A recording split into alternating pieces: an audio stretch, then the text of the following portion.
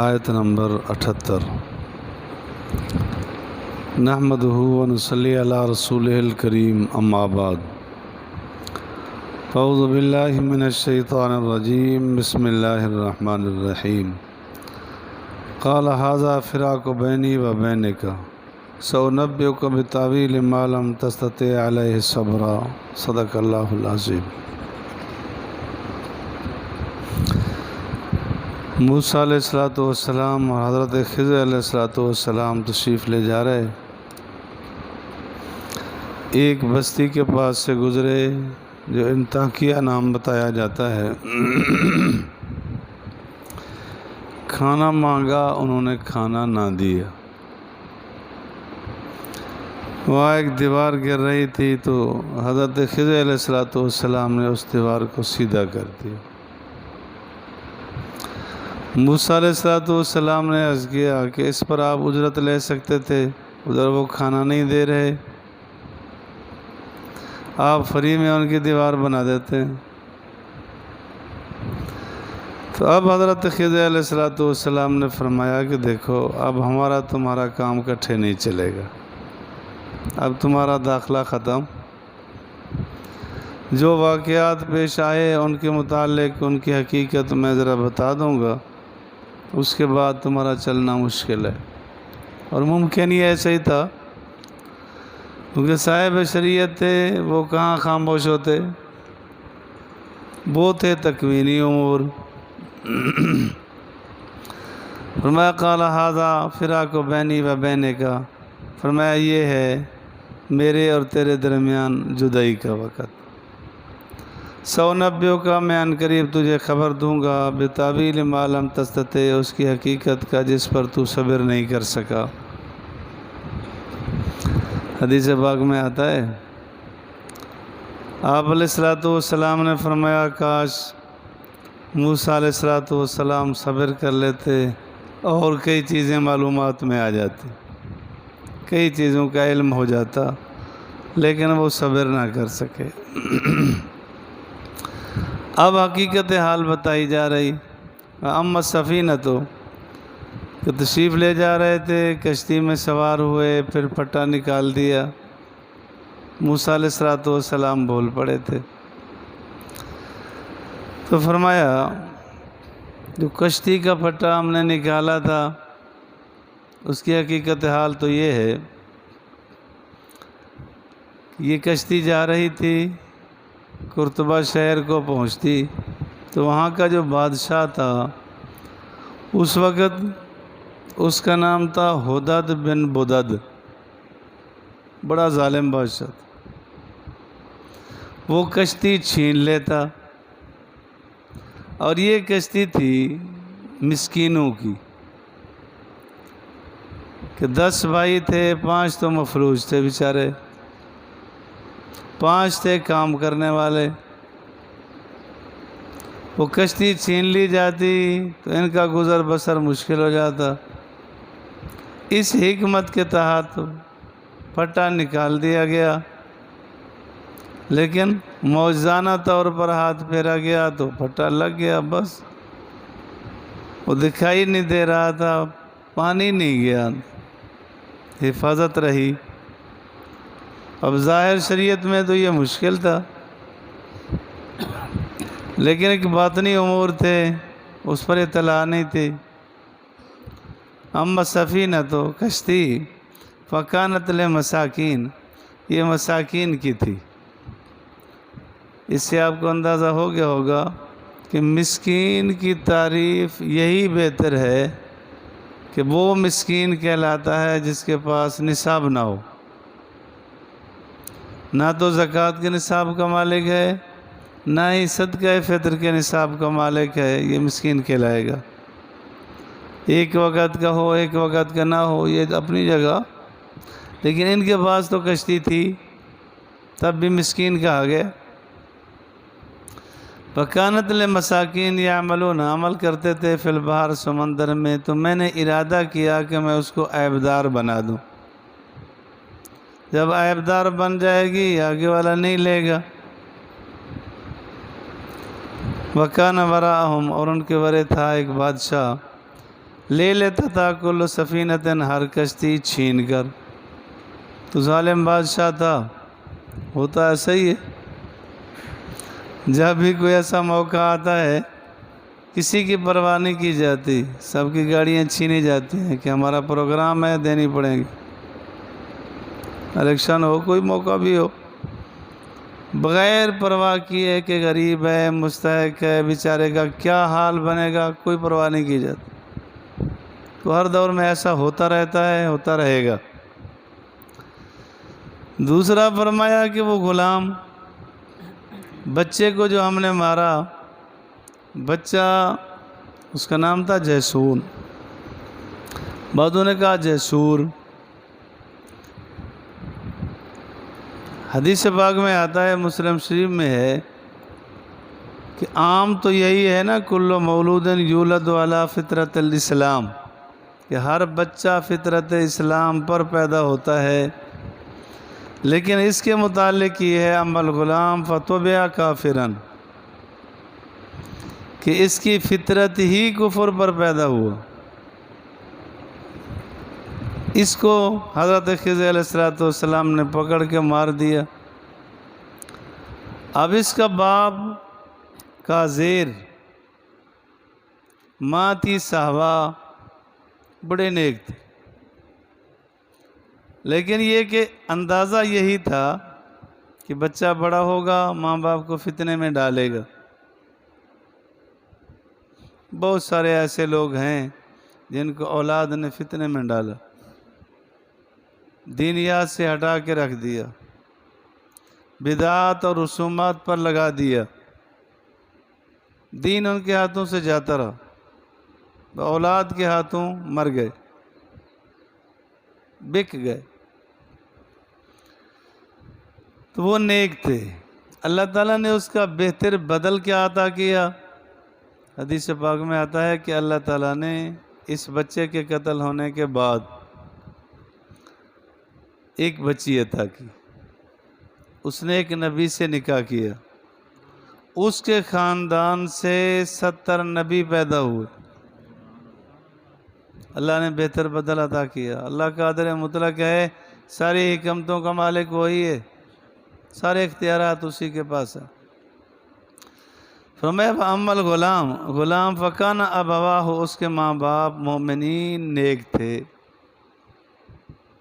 فَخَشِينَا، ہم نے خوف کیا کہ وہ ان کو گمراہ نہ کر دے، طغیاناً وکفرا، سرکشی میں، کفر میں نہ ڈال دے، ان کو مجبور کر دے گا، کفر میں چلے جائیں گے۔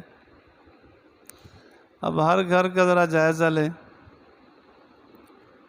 کبھی ماں سے لڑا ہے، کبھی باپ سے لڑا ہے، کبھی بھائیوں سے لڑا ہے، سبب کون ہے؟ اولاد، اولاد کے پیچھے لڑ رہا ہے۔ جہاں مال کے جھگڑے ہیں، اس نے تو 80 سال عمر گزار کے بیٹھا ہے، اب بھی جھوٹی قسمیں کھاتا ہے، کیوں کھاتا ہے؟ کہ مال آ جائے گا آگے اولاد کے کام آئے، اپنی تو زندگی گزار کے بیٹھا، تو اولاد کبھی تباہی کے کنارے لگا دیتی ہے۔ خلاف شرع اولاد کی نہ مانی جائے، مگر نہ اولاد اس کا سر لے جائے گا۔ بچے فاردنا، ہم نے ارادہ کیا کہ اس کو تبدیل کر لیں، ان یبدلہما، کہ ان کو بدل دے، ربہما، ان کا رب، بہتر اس سے، اللہ ان کو بہتر بدل دے، بہتر بدل عطا کیا، بچی دی، آگے نبی سے نکاح ہوا، پھر آگے 70 نبی پیدا ہوئے، پاکیزہ و اقرب رحمہ، اور زیادہ قریب و رحم کے، شفقت کے۔ ایک تو یہ وجہ تھی۔ وَأَمَّا الْجِدَارُ، ایک دیوار جو تھی گرنے لگی تھی، اس کو سیدھا کر دیا،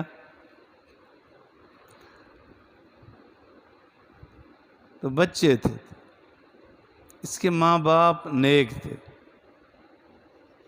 شاہ باپ کا نام تھا، دنیا ماں کا نام تھا، بڑے نیک صالح تھے،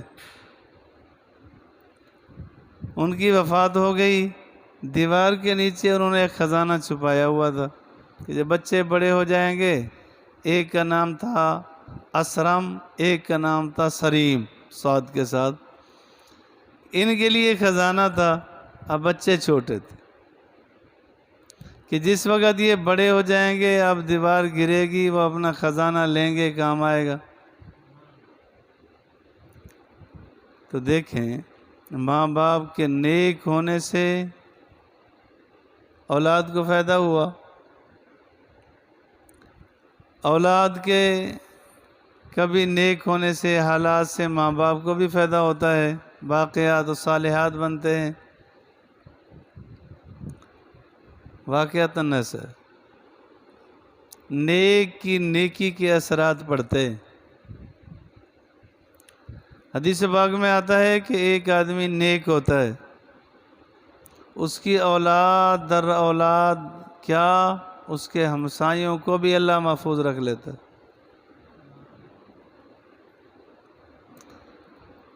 علامہ شبلی رحمۃ اللہ علیہ کبھی کبھی بیٹھے فرمایا کرتے تھے، فرمایا لوگو میں تمہارے لیے امان ہوں، امان۔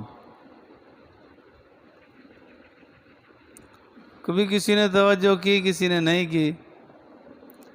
جیسے ہی ان کا انتقال ہوا، 1 سے 2 دن بڑی مشکل سے گزرے تھے، اگلے دن عراق پہ حملہ ہو گیا۔ اب لوگ کہتے تھے کہ واقعی علامہ شبلی فرمایا کرتے تھے کہ میں تمہارے لیے امان ہوں، حفاظت کا سامان ہوں۔ جہاں کہیں اللہ والے رہتے ہیں ان کے برکات ہوتے ہیں، ان کے اثرات ہوتے ہیں، ان کی عافیت ہوتی ہے، قدر کرنی چاہیے۔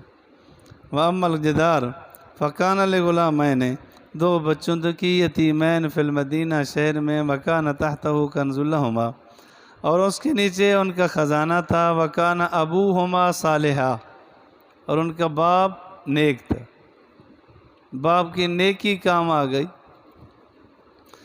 فَأَرَادَ، ارادہ کیا تیرے رب نے، أَن يَبْلُغَا أَشُدَّهُمَا، کہ وہ اپنی جوانی کو پہنچ جائیں، وَيَسْتَخْرِجَا كَنْزَهُمَا، وہ اپنا خزانہ لے لیں، رحمتاً من ربک، تیرے رب کی طرف سے رحمت ہے۔ وَمَا فَعَلْتُ، جو کچھ میں نے کیا نا، یہ نہیں کیا میں نے، عن امری، اپنی مرضی سے،